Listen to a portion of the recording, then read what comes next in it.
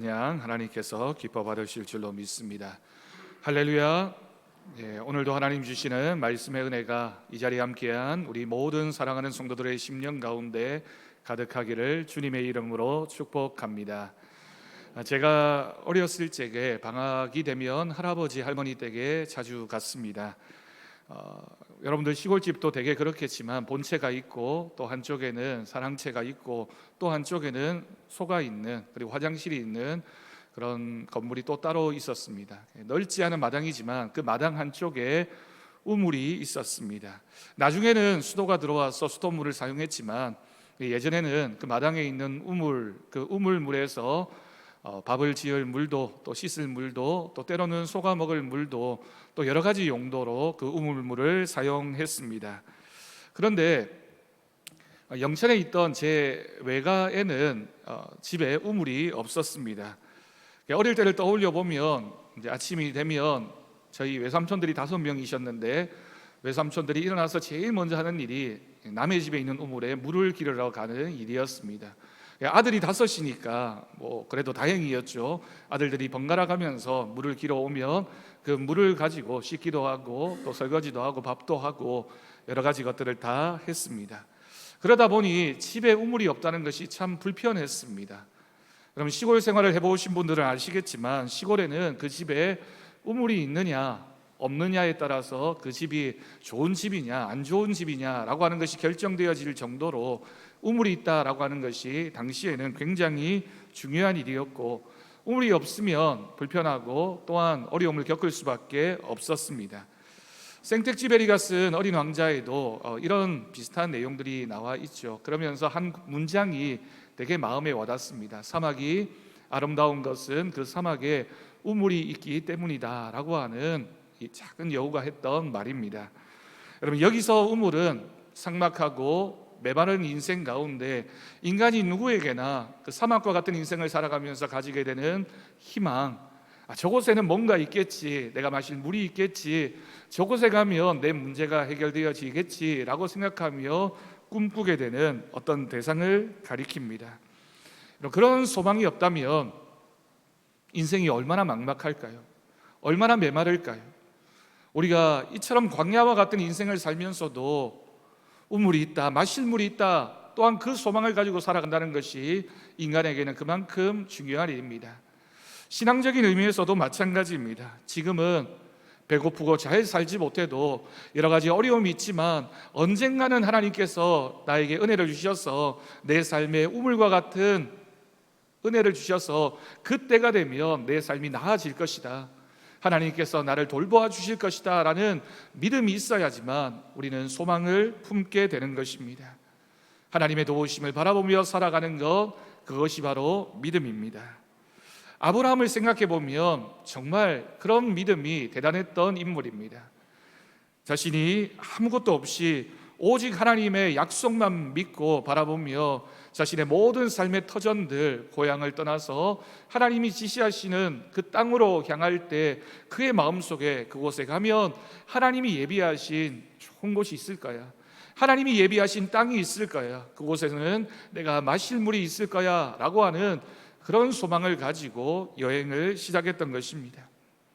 그런 의미에서 본다면 그의 손자였던 야곱은 더 대단한 인물이었다라고 할 수 있습니다.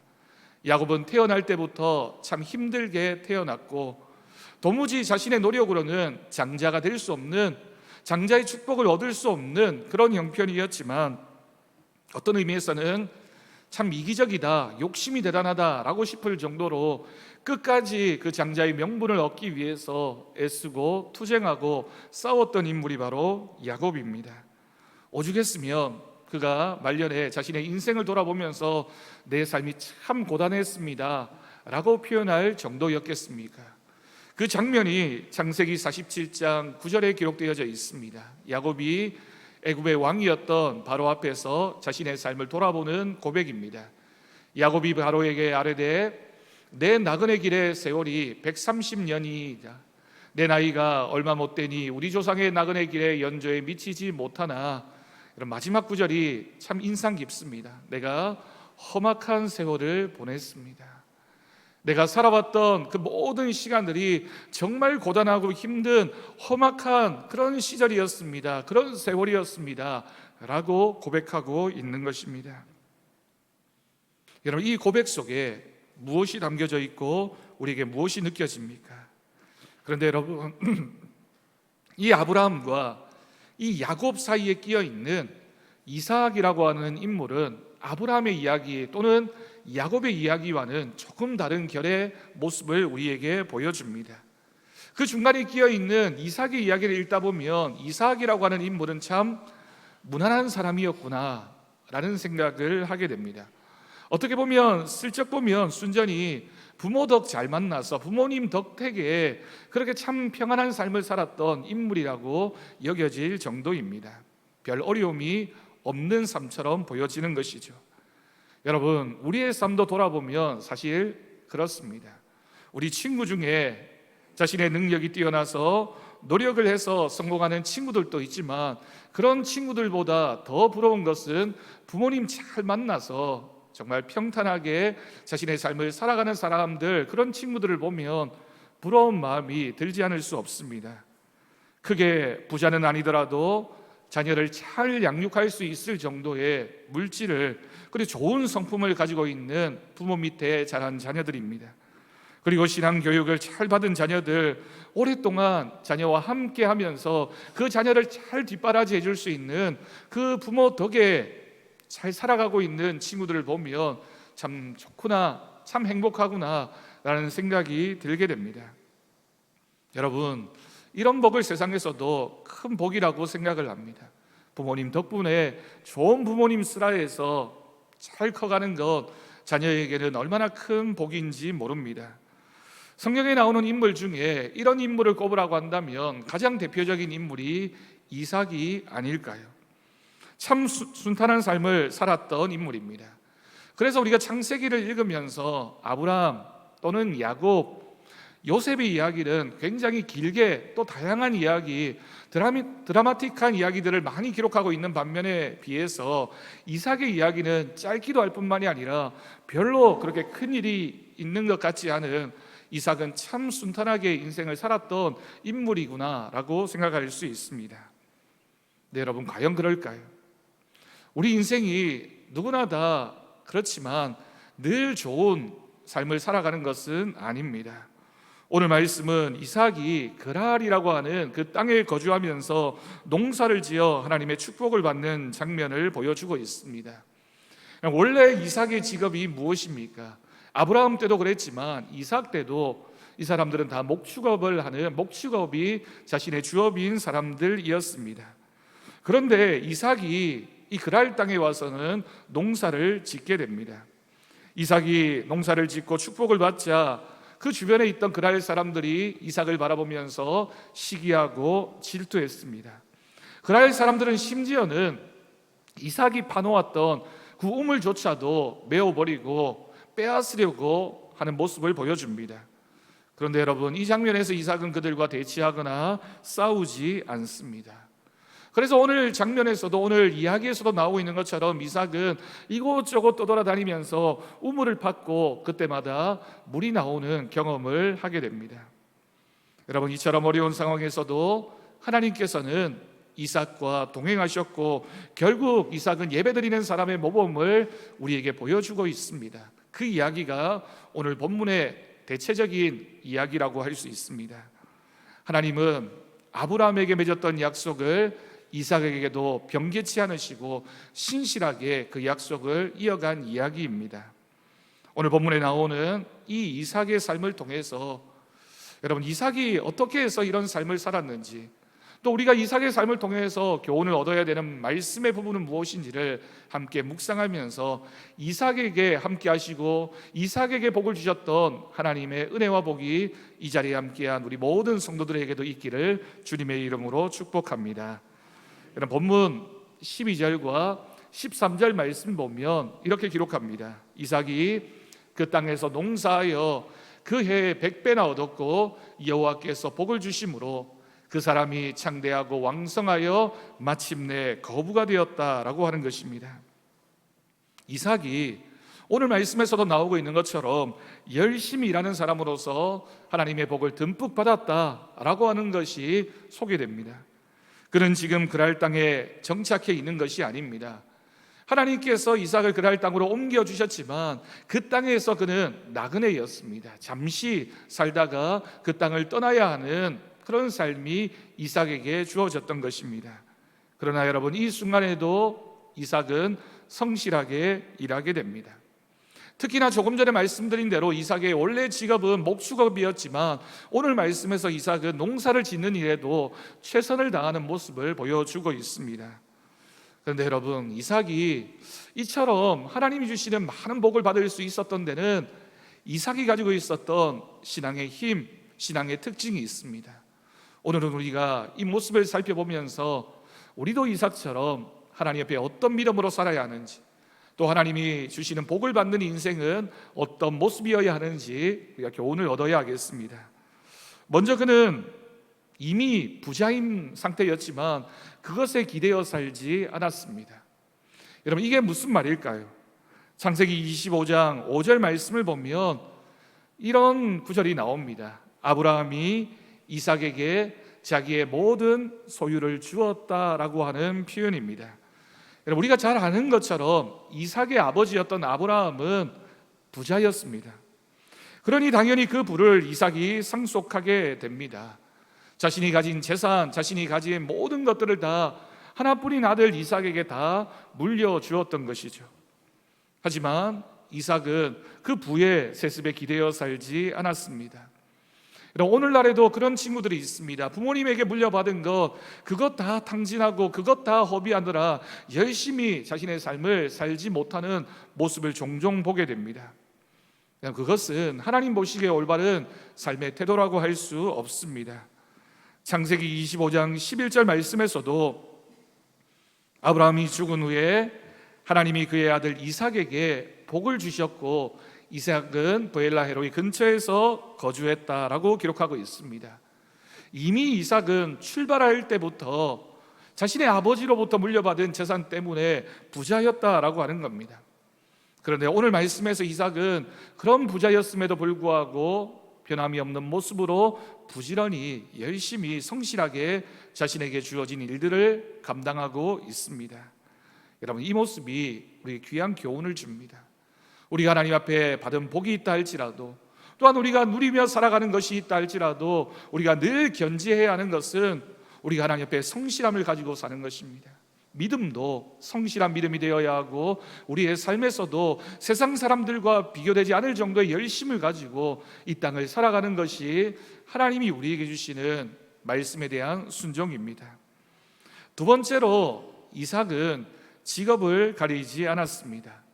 조금 전에 생각해 보았던 것처럼 이삭의 원래 직업은 목축업이었습니다. 그런데 그랄 땅에 와서는 그 목축업을 할 수 있는 형편이 안 되는 겁니다. 남의 땅일 뿐만이 아니라 흉년이 들고 풀이 잘 나지 않는 그런 형편이니까 그런 상황에서 이삭은 농사를 짓게 됩니다. 흉년으로 인하여 먹을 것이 없어 옮겨온 터라 먹을 것을 생산하기로 한 것입니다. 흉년이 길어지고 장기간 그곳에 체류하게 된 이삭은 과감히 농업으로 전환해야 되겠다라고 결정을 했습니다. 그런데 여러분, 생각해 보십시오. 지금 흉년입니다. 비가 오지 않아서 목축도 잘 되지 않는데 농사가 어떻게 잘 될 수 있겠습니까? 그런데 이삭에게는 내 삶에 최선을 다해야 되겠다라는 그런 믿음의 결정이 있었고 하나님께서 도와주실 것이라는 확신이 있었습니다. 여러분, 믿음은 용기입니다. 믿음은 도전입니다. 잘 될 때도 내가 하나님 앞에 성실하게 믿음으로 살아가야 하겠지만 부정적인 상황에서, 힘든 상황에서도 하나님이 함께하여 주실 줄 믿고 용기를 내고 도전하는 것, 하나님의 뜻을 소망하면서 믿음으로 살아가는 것, 믿음이 있는 사람의 특징입니다. 믿음은 용기와 부단한 자기갱신을 요구하는 것입니다. 이삭은 정말 그런 사람이었습니다. 하나님은 우리 성도들이 능력이 부족하다고 책망하지 않으십니다. 하지만 게으른 것은 하나님이 싫어하십니다. 그래서 달란트 비유에서도 예수님께서 5달란트, 2달란트 마지막 한 달란트, 그 한 달란트 남긴 사람의 그 게으름에 대해서 말씀하셨습니다. 마태복음 25장 26절 말씀입니다. 그 주인이 대답하여 이르되 악하고 게으른 종아, 나는 심지 않은 데서 거두고 해치지 않은 데서 모으는 줄로 네가 알았느냐. 여러분, 이 말씀을 보면 악하다라고 하는 이 단어와 게으르다라고 하는 단어가 동시에 표현되어지고 있습니다. 하나님 앞에 악한 것과 하나님 앞에서 게으른 것은 동일한 무게를 가진 잘못이라는 뜻입니다. 그래서 데살로니가후서 3장 10절 말씀을 보면 교훈하기를 누구든지 일하기 싫어하거든 먹지도 말게 하라라고 권면하고 있는 것입니다. 여러분, 이 말씀은 성경에 기록되어진 일관된 노동관입니다. 우리가 하나님 앞에 열심히 일하는 것, 어떤 상황에서도 우리가 최선을 다해서 우리의 삶을 살아가는 것, 그리스도인에게 있어서 중요한 삶의 덕목, 바로 성실입니다. 성실은 세상 사람들만 열심히 일해서 부자가 되고 돈 잘 벌고 성공하는 것이 아니라, 그리스도인은 하나님 말씀에 순종해서 내 삶에서도, 믿음에서도, 봉사에서도, 헌신에서도 모든 일에 하나님 앞에 성실한 삶을 살아야 하는 것이죠. 이삭은 자신에게 주어진 환경이나 능력을 탓하지 않고 열심히 성실하게 일한 사람입니다. 그렇기 때문에 하나님은 그를 축복하지 않을 수 없었습니다. 여러분, 축복했다라고 하는 표현보다 축복하지 않을 수 없었다라고 하는 표현이 이삭의 모습을 그대로 드러내는 말씀입니다. 그 해에 이삭이 처음 지은 그 농사에서 소출을 100배나 얻게 됩니다. 그런데 여러분, 우리가 여기서 잊어서는 안 될 요소가 있습니다. 이삭이 이렇게 100배나 소출을 남길 수 있었던 것은 농사를 잘 지었기 때문이 아닙니다. 기회를 잘 탔다거나 또는 다른 사람이 알지 못하는 좋은 기술을 가지고 있었기 때문이 아닙니다. 성경 말씀 그대로 오늘 말씀에 기록되어진 것처럼 이삭은 하나님께서 그에게 복을 주셨기 때문에, 하나님께서 이삭에게 복을 주셨기 때문에 그가 100배가 넘는 소출을 남길 수 있었던 것입니다. 하나님께서 주신 복이 이삭으로 하여금 거부가 되게 했습니다. 세상 사람들이 열심히 일하는 모습과 그리스도인이 열심히 일하는 모습의 차이가 있는 것이 바로 이 점입니다. 열심히 일해서 내가 돈을 벌고 내 지혜와 내 방법을 동원해서 내가 성공하는 건 누구나, 세상 사람들도 다 하는 일입니다. 그러나 우리의 믿음의 중심에는 이것이 있습니다. 하나님께서 나에게 복을 주셔야지만, 하나님이 나와 함께 하셔야지만, 하나님의 은혜가 나와 함께 해야지만 내가 열심히 일할 때 하나님이 주시는 변하지 않는 복이 있음을 우리는 믿습니다. 하나님께서 복을 주셔서 이삭이 거부가 되었습니다. 이 자리에 함께한 우리 모든 성도들의 가정과 여러분들에게 이와 같은 복이 있기를 주님의 이름으로 축복합니다. 여러분, 사실 세상을 살아가는 참된 지혜는 부모로부터 아무리 좋은 것, 그것이 물질이 되었든 재능이 되었든 또는 외모가 되었든 그런 것들을 다 잘 물려받았다고 해서 그것에서 그치는 것이 아닙니다. 부모님에게 좋은 것을 물려받는 것도 중요하지만 한 걸음 더 나아가서 그것을 주신 하나님을 기억하는 것, 그리고 또한 우리가 우리의 삶에서 하나님을 믿고 성실하게 내 삶을 살아내는 것, 그럴 때에 하나님께서 그에게 복을 주십니다. 이삭도 그런 면에서는 아브라함의 믿음을 자신의 것으로 만들었을 뿐만이 아니라 또한 그 믿음의 모습을 더 크게 키워갈 수 있는 믿음의 도전과 성실함이 있었던 인물이 바로 이삭이라는 뜻입니다. 이삭에게 믿음도 마찬가지였습니다. 아브라함이 가지고 있었던 그 믿음을 본받을 뿐만이 아니라 또한 그 믿음에 대해서 내 믿음을 하나님 앞에 고백했던 인물이 이삭입니다. 아브라함이 아버지로서 좋은 본이 되었지만 믿음은 결국에는 스스로 깨닫고 스스로 체험해야지만 하나님이 아브라함의 하나님이셨던 것처럼 이삭의 하나님이 되어지는 은혜를 누릴 수가 있습니다. 이삭은 이런 과정을 잘 거쳤던 인물입니다. 그래서 아브라함에게 주셨던 복의 복을 더해서 이삭이 받을 수 있었습니다. 여러분, 우리 자녀들이 우리 부모님 세대보다 더 나은 삶을 살기를 원한다면, 특히나 믿음에 있어서 우리 부모님들보다 더 좋은 믿음의 사람으로 하나님 앞에 살아가기를 원한다면 여러분, 우리가 같이 고민해야 되는 모습입니다. 부모님들이 자녀가 어려서 그 자녀들이 교회에 잘 출석하고 하나님 말씀 잘 배우고 믿음을 키워가는 것 중요한 책임이고 우리가 감당해야 될 몫입니다. 그 이후에는 우리 자녀들이 스스로 하나님을 만나고 부모님이 믿었던 그 하나님이 나의 하나님이 되어질 수 있도록 끝까지 우리가 기도하고 그 자녀를 믿음으로 후원해 주는 것, 그것이 바로 그 자녀가 아브라함의 하나님을 만날 뿐만이 아니라 이삭의 하나님으로 삼을 수 있는 하나님의 은혜가 그 가정과 그 가문 가운데 이어지는 믿음의 모습입니다. 여러분, 또한 오늘 말씀을 자세히 보십시오. 오늘 본문을 보면 물질적인 복을 받았던 이삭이지만 이삭의 그 복이 그냥 순탄함으로 끝났던 것은 아닙니다. 이삭에게 아픔이 있었습니다. 하나님이 주시는 복을 받았지만 그 복 때문에, 그 잘 되는 것 때문에 100배나 소출을 얻었지만 그것 때문에 주변 이웃들에게 핍박당하고 시기하게 만드는 일이 벌어지게 됩니다. 그날 사람들의 눈에는 이삭이 나그네였기 때문입니다. 우리 땅에 들어와서 농사 짓는 저 사람이 나보다 더 잘 되는 것이 얼마나 그 사람들에게는 배가 아픈 일이었을까요?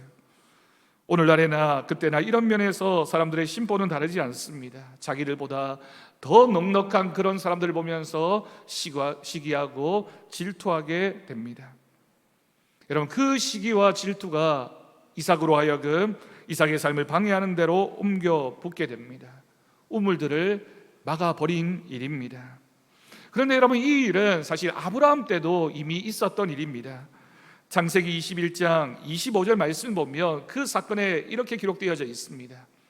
아비멜렉의 종들이 아브라함의 우물을 빼앗은 일에 관하여 아브라함이 아비멜렉을 책망했다라고 하는 말씀입니다. 아브라함 때도 이미 이런 일이 있었다라고 하는 겁니다. 그런데 아들 이삭 때에도 아비멜렉이 이삭에게 자기 땅에서 나아가라고 명령하게 됩니다. 본문 16절 말씀입니다. 아비멜렉이 이삭에게 이르되 네가 우리보다 크게 강성한즉, 여러분, 크게 강성했기 때문에, 복을 받았기 때문에 어떻게 하라고요? 우리를 떠나라 라고 이야기하고 있는 겁니다. 분명히 이삭에게는 좋은 기회였고 큰 복이 주어졌지만 그것 때문에 고난이 찾아온 그 상황이 오늘 본문에 기록되어져 있습니다. 굴로 들어온 사람이 자신들보다 더 잘 사는 것을 보아줄 수 없다는 것입니다. 하나님의 복이 오히려 시험과 고난이 되는 그 장면을 기록하고 있습니다. 여느 사람 같으면 어떻게 할까요? 여러분, 어떻게 하든지 버티려고 하지 않겠습니까? 내가 판 우물인데, 지금 흉년이 들어서 참 어려운 시절인데 그래도 내가 이 우물을 통해서 농사를 지었고 그래서 농사가 잘 되었는데 떠나라고 한다니 버티지 않겠습니까? 이삭은 그러나 달랐습니다. 어떻게 했습니까? 자신이 짐을 싸들고 옮겨갑니다.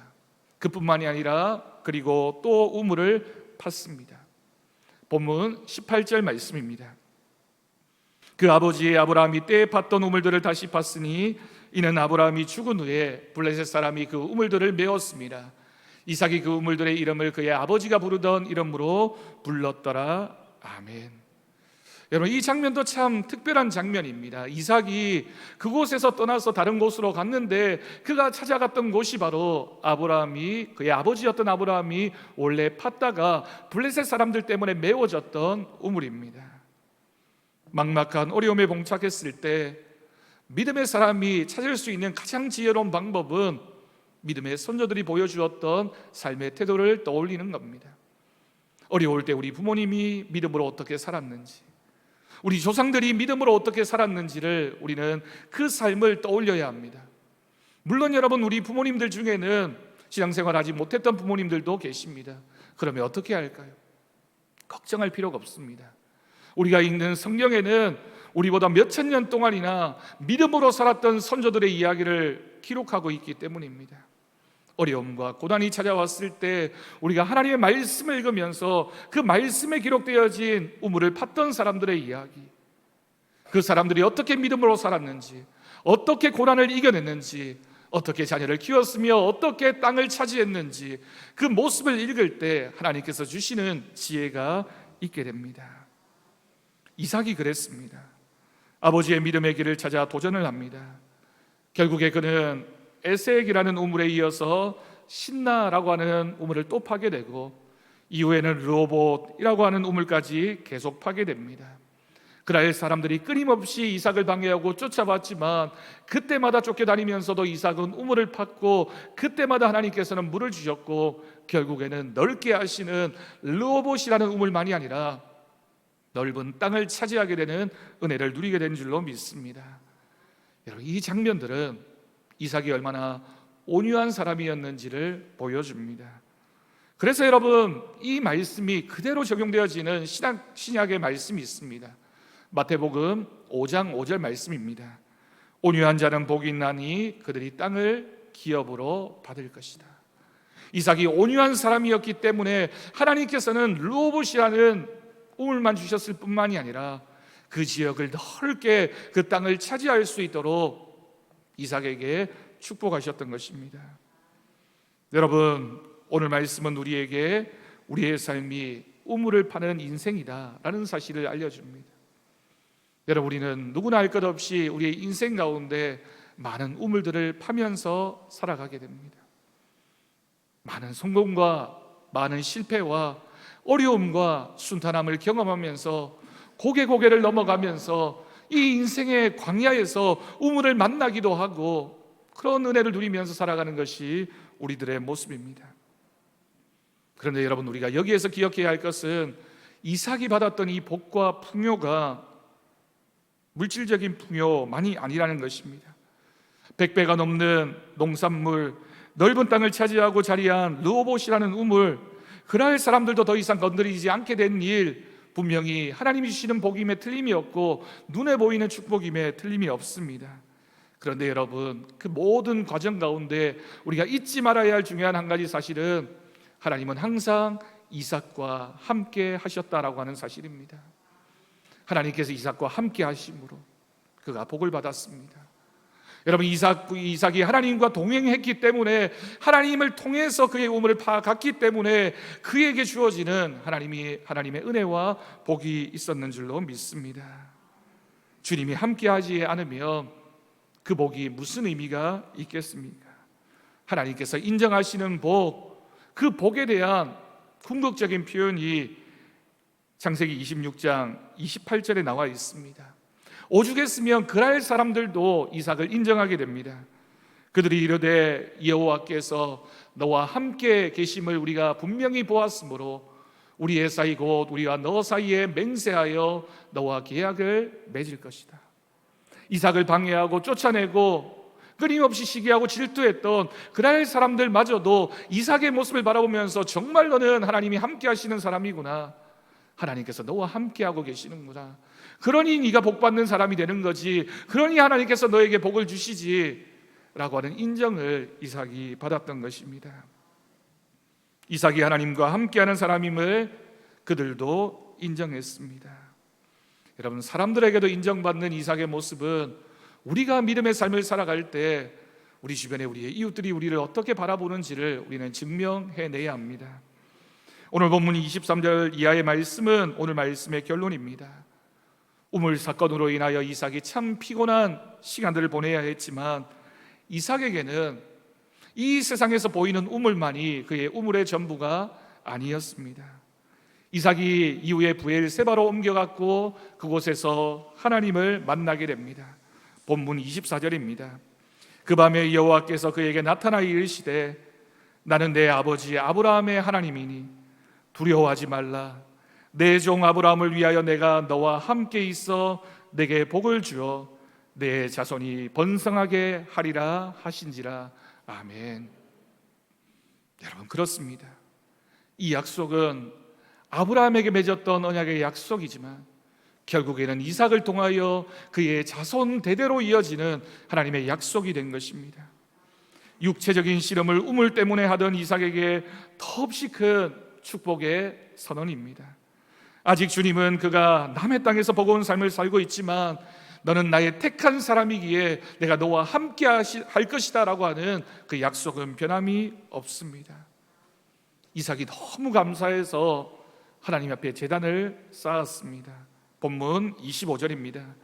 이삭이 그곳에 제단을 쌓고 여호와의 이름을 부르며 거기 장막을 쳤더니 이삭의 종들이 거기서도 우물을 팠더라. 여러분, 25절 말씀을 눈여겨보십시오. 이삭이 지금 두 가지를 하고 있습니다. 한 가지는 하나님을 예배하는 것, 또 그곳에서도 그가 우물을 팠다는 것입니다. 그리스도인의 삶의 본질을 이 장면이 분명히 드러내고 있습니다. 이삭은 우물을 파면서도 어떤 환경 속에서도 하나님을 예배하고 하나님과 동행하고 하나님을 찾는 일이 가장 그의 중심에 있었습니다. 사업이 잘 되든 내 일이 순탄하든 어떤 상황이든지 내 가정에 어떤 문제가 있든지 그는 옮겨가는 곳마다 하나님을 잊지 않았고 하나님을 예배하는 사람이었습니다. 또한 더불어서 하나님을 예배할 뿐만이 아니라 항상 어디를 가든지 예배함과 동시에 우물을 파고 또 파고 자신의 삶을 성실하게 믿음으로 살았던 인물이 바로 이삭입니다. 예배드리는 삶은 아름답습니다. 어렵고 힘든 생활이라고 예배를 잊어서는 안 될 것입니다. 예배를 잊는다는 것은 하나님을 잃는 것입니다. 우리가 예배를 드리고 그 예배를 통하여 하나님 주시는 복을 받고 그 힘을 가지고 또 우리의 삶에서 우물을 파고 우물을 파물을 통해서 하나님의 복을 누리며 살아가는 것, 하나님이 우리에게 주시는 믿음의 법칙입니다.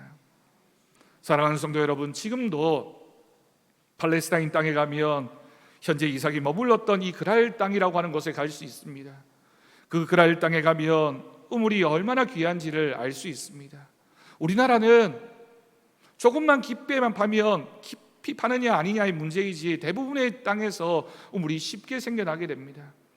그러나 여러분, 이 팔레스타인 땅 이스라엘에는 아무리 땅을 깊게 파도 우물이 나타나지 않습니다. 그런데 이삭이 옮겨가는 곳마다 우물을 팔 때마다 물이 나왔다라고 하는 것은 기적입니다. 그런데 여러분, 그 기적이 무엇입니까? 하나님이 이삭과 함께 할 때 그의 일상이 기적이 되었던 것입니다.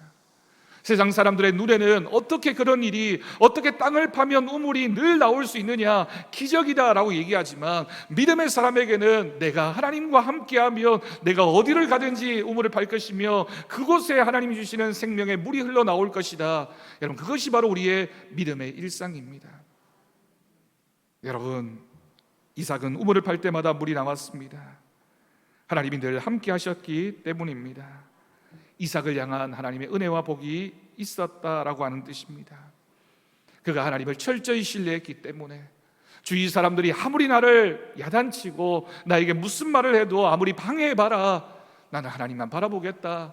아무리 나의 삶에 어떤 어려움이 생겨난다 할지라도 나는 하나님을 놓치지 않겠다. 누가 나에 대해서 뭐라고 얘기하든 나는 하나님만 바라보며 살겠다라는 믿음이 있었기 때문에 그는 온유할 수 있었습니다. 자신감이 있었습니다. 도전할 수 있었습니다. 내가 다 놓쳐도 하나님만 놓치지 않으면 나는 전부를 가진 사람이라는 믿음이 이삭에게 있었기 때문입니다.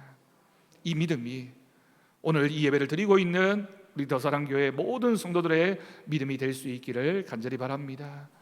그럴 때 하나님께서 아브라함에게 주셨던 복, 이삭에게 주셨던 복, 야곱과 요셉과 그 모든 후손들에게 주셨던 그 복이 오늘 이 자리에 함께한 우리 모든 성도들, 그리고 그 가정 가운데, 그 후손 가운데 함께할 것을 믿습니다. 내 삶에서 하나님을 예배하고 우물을 파고 우물을 팔 때마다 하나님이 동행하여 주심을 믿고 하나님이 주시는 복받는 인생, 하나님만 바라보며 살아가는 우리의 인생이 되어질 때 하나님께서는 우리에게 늘 함께하여 주시며 우리의 삶 가운데 간섭하여 주실 것을 믿습니다.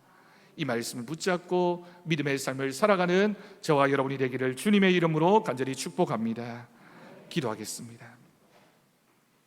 하나님 아버지, 감사합니다. 오늘도 우리가 예배의 자리에 나와서 우리의 인생은 우물을 파는 인생인데 믿음으로 우물을 팔 때 하나님께서 함께하여 주심을 믿습니다. 하나님을 예배하게 하시고 우물을 파게 하시고 하나님의 은혜를 누리며 믿음으로 살아가는, 그래서 우리의 가정과 우리의 자손이 복받는 귀한 인생이 되게 하여 주옵소서.